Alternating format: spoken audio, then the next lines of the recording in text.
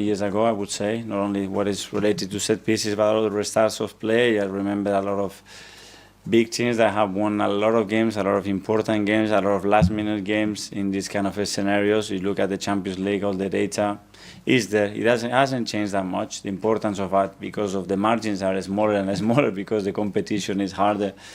Probably people put more attention into that, but yeah, you have to dominate everything. Can I ask you one about your backroom staff? Arsenal will have been watching what they were doing pre-match as well, and they would have found a way to counteract whatever preparations United would have made. I just think you've got to give them credit. They're superbly well organised. You gave the stat about the number of goals they've scored from set pieces, and they are enjoying that resurgence after 4 matches without a win. They're back in the title race. It's now 7 points. 7 points is nothing. Yeah. I think there is a long, long way to go. And given that Fulham haven't won, I think, back-to-back against them for around about a century.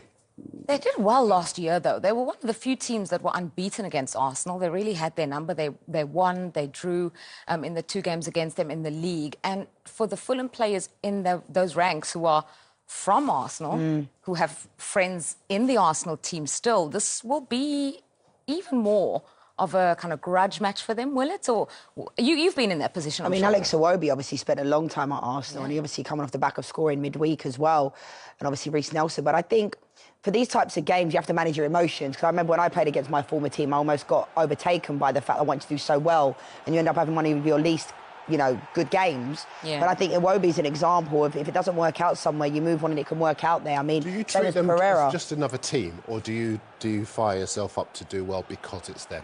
I think there's a combination of the two. I think when I moved from Arsenal to Chelsea, I was all wrapped up in wanting to do well and prove that they shouldn't have let me go. And I think sometimes you can overtake it, but obviously when you score a goal against your former side, it's a different feeling. I didn't really personally like doing that. I went out there and did it, but I understand why players don't celebrate in those types of games, but I think for this type of game, I just think Arsenal, they have too much. I think with Odegaard now being back, I think they've taken them to another level, Saka as well, but obviously London derby, it's a big game, and obviously playing against your former side in Iwobi, you'll be... And it won't just be Iwobi. I mean, Smith Rowe. Neil Smith Rowe, Yeah. especially the ones who've moved recently, like Smith Rowe and Reece Nelson. There's Bernd Leno as well. And I think, Smith Rowe in particular, I think a lot of people are sleeping on him to a certain extent, because since he's gone to Fulham, he's had his problems with injuries, but there's a real player there. And I think that he could make an effective contribution. Depends on how he's played, how both players have played. But I think that they'll be hungry to play in this match. And I don't think it's a given that Arsenal are going to be easy winners in it at all. Right, we've gone through everything. We've talked about everything now. Now it's my favourite part of the show. It's prediction time. So let's start. And the first game is the last ever Merseyside derby at Goodison Parkley. And you're going to do the honours by starting. I think I did this one on top of the show. I went in early, didn't I? I'm going Liverpool win. I think it'll be close, but I'm going Liverpool win 2-1. I think Liverpool will have too much class. I'm going to go for 3-1. OK, next game. Actually, I'm going to go for 3-0. Aston Villa versus Everton, not even to score in the last derby with the emotion. Anyway, it's your prediction. Aston Villa versus Southampton. Southampton, the most errors leading to goals so far this season. I think Aston Villa, with their home record, are going to be too strong. I think Southampton will try and play out from the back, as they always do, and Villa will take advantage to win 4-0.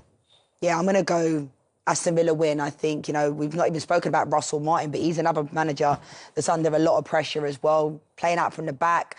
I'm going to go 3-0 Villa. Brentford, Newcastle. Ooh, this one. I mean, obviously Newcastle coming off the back of that draw with Liverpool. I'm going to go 2-2. I'm going to go for a Brentford win. Best home record in the Premier League so far this season. And they are very strong. Ironically, Newcastle last side to beat them at home, but I think Brentford are going to win this one. Wissa and Mbeumo 2-0. Oh, Crystal Palace versus Man City. Oof. I mean, I'm going to go City on this one.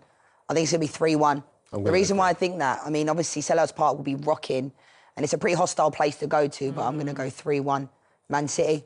You're agreeing? I agree. What about Man United Forest?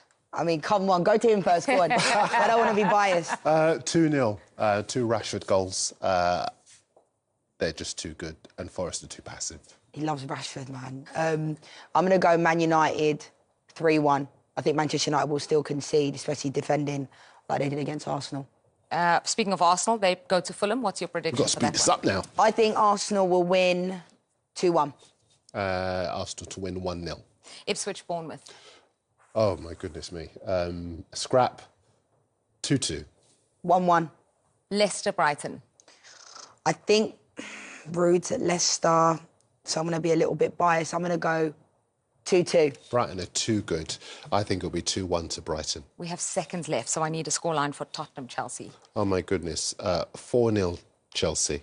I'm going to go 3-2 Chelsea. On Monday night, West Ham, Wolves. Wolves to win this one by 2-1. I'm going to go 2-0 Wolves. And then Lopetegui to go. Sadly, yes. Hope maybe he fights, he gets something out of it, but I can't really see him staying. Oh, there is drama all over this Premier League this weekend, man, and we cannot wait. Think what you want of those predictions, but it's been brilliant hearing your thoughts ahead of round 15 in the Premier League. That's it for the preview. Thanks to Leanne. Thank you so much to Darren. And thanks to you. We'll see you next time.